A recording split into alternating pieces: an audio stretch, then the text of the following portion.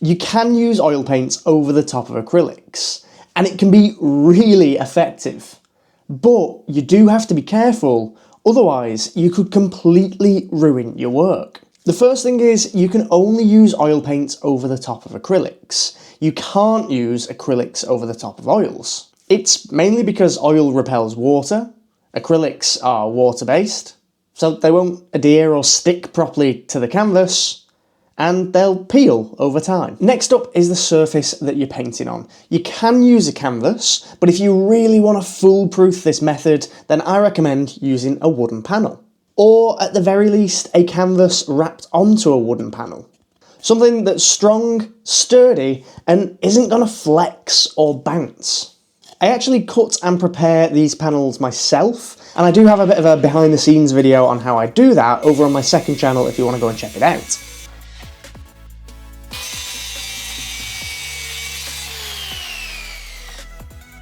I use an acrylic gesso because I'm starting with acrylic paints. I wouldn't be able to use acrylics if I used a gesso that was meant for oil paints, because they just wouldn't stick to it. For the painting that I'm going to do in this video, I'm only going to be using black and white acrylics, so you'll know exactly when I'm using acrylics, and then when I switch to colour, you'll know that I'm using oil paints.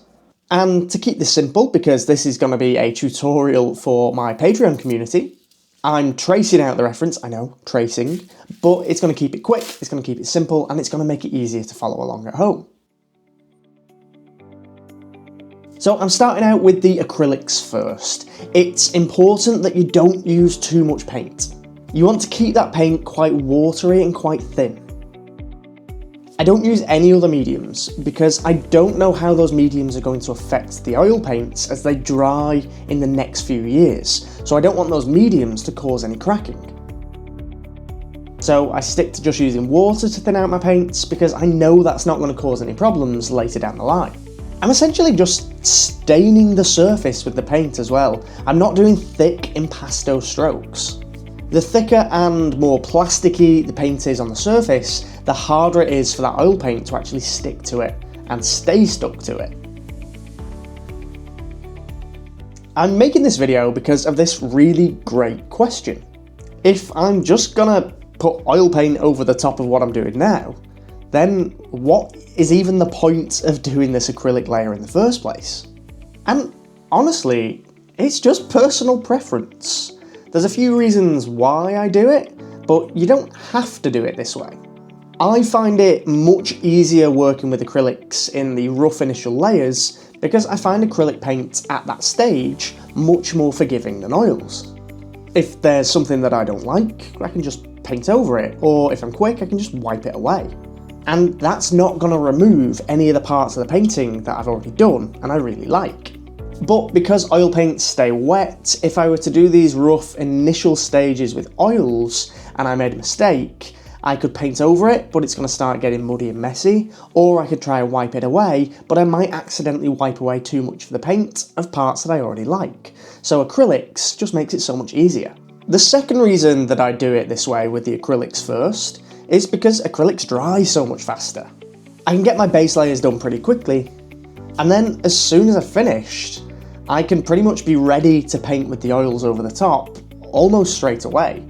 I usually give the acrylics about 30 minutes to an hour to dry to make sure it's completely dry and that oil paint over the top isn't going to move it away, but really, because I'm using such thin paint, it is dry properly within a matter of minutes. And because I'm only using thin paint, I don't have to wait ages for it to dry. If I were to do the underpainting in oils, then I might have to wait days, weeks, or even months before I can start adding the next layers over the top. And sure, you can use mediums that speed up the drying time of the oils. But the good thing about oils is they stay wet for so long. Why would I want to change that property of the oils when I could just use acrylics instead? I'm now at the stage where I can start to think about adding colour to this painting. Because I've done this underpainting in acrylics, I can work on it over the top with oils the same day. But I can't just use the oils straight from the tube. If I use them wrong at this stage, the oil paint could crack as it dries. and completely ruin the painting. So how do we fix that? And the answer is actually really simple. It's just this: linseed oil. I use refined linseed oil because it is more transparent than regular oil, and also it doesn't yellow as much as regular linseed oil.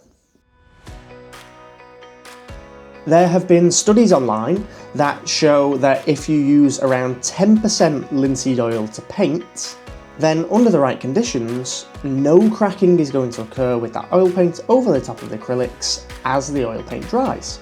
However, using thick, impasto oil paint over the top of acrylics is a no-go, because that would result in cracking as the oil paint dries.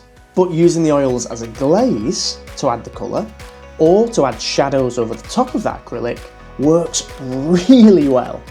And I mean, you could actually do this layer with acrylics. You don't even need to use the oils.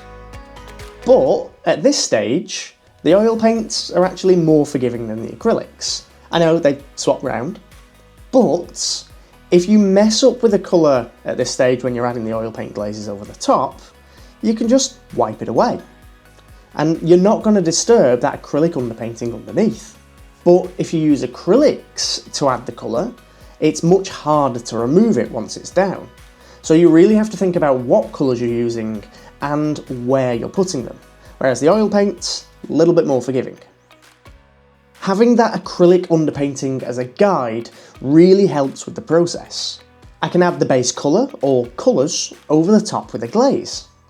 And then I can just work into that with darker or lighter colours and slightly more opaque paint.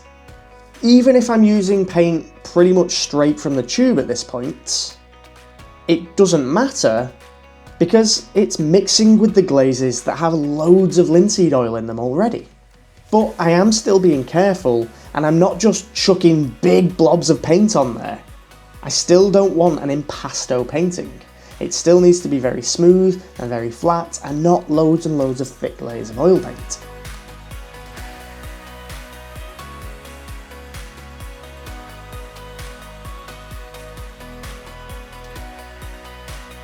When done properly, the thin acrylics, thin oil glazes and no impasto, this method can produce archival quality work that really does last.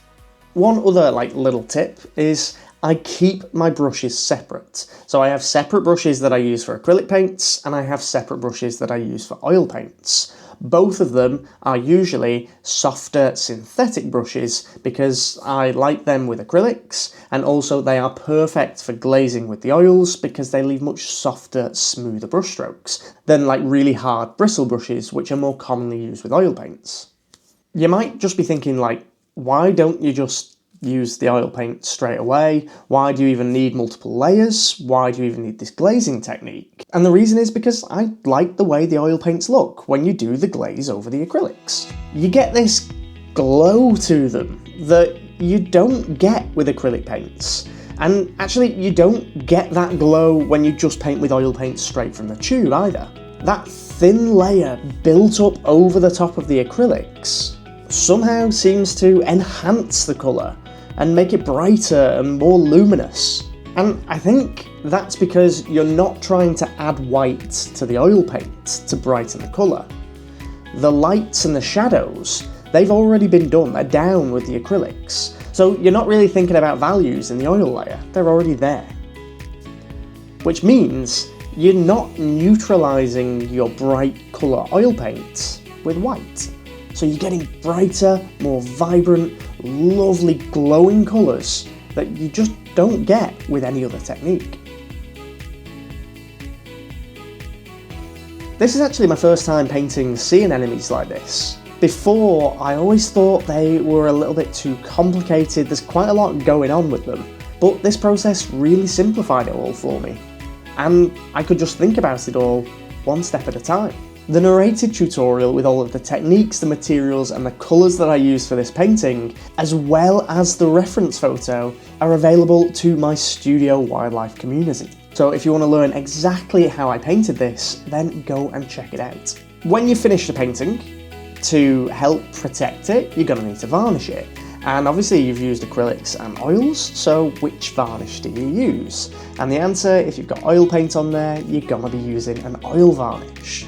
Which means if you want to varnish your painting, you're gonna have to let those oil paints fully cure. And that can take months.